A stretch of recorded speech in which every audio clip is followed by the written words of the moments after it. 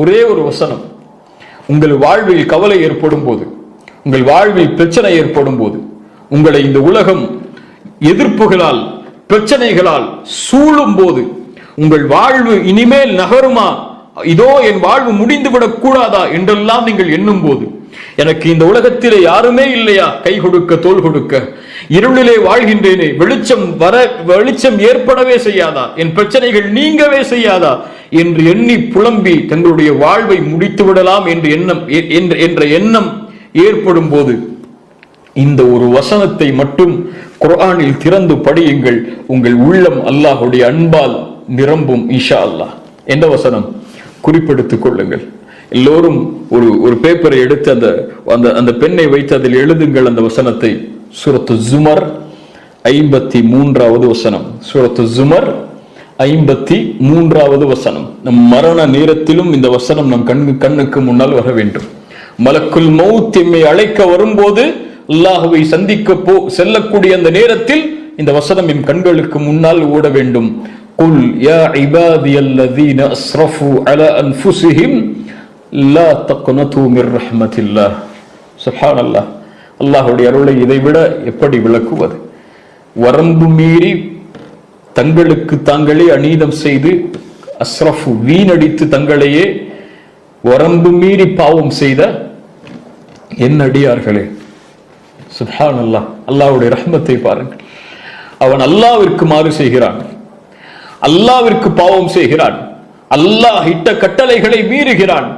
அவனையும் அல்லாஹ் அவனுடைய அருளால் இணைத்து சொல்கிறான், குல் யா இபாதியல்லதீன அஸ்ரஃபு அலா அன்ஃபுஸிஹிம், தங்களுடைய நஃப்ஸுக்கே வரம்பு மீறி பாவம் செய்த என் அடியார்களே கேளுங்கள், லா தக்னது மிர் ரஹ்மத்தில்லாஹ், அல்லாஹ்வுடைய அருளில் ஒருபோதும் நம்பிக்கை இழந்து விடாதீர்கள்.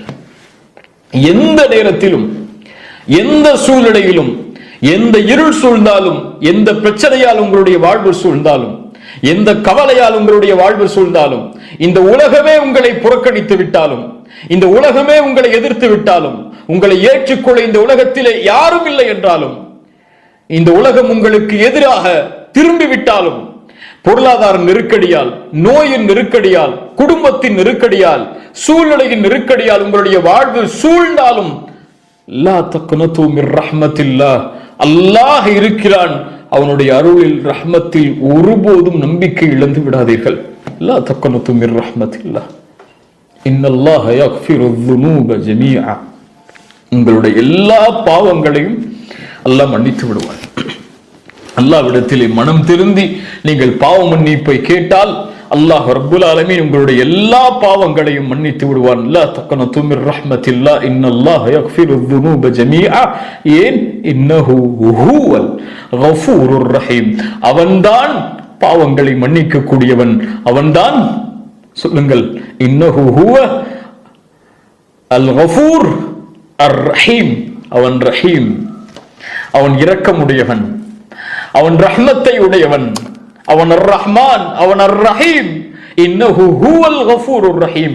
ஏன் நம்பிக்கை இழக்காதே? அர் ரஹீம் இருக்கிறான் உன்னோடு. ஏன் நம்பிக்கை இழக்காதே? எந்த நேரத்திலும் அவனை எந்த நேரத்திலும் அவனுடைய ரஹ்மத்துன்னிலிருந்து நீங்காது. அவனுடைய அடியார் தான் நீ.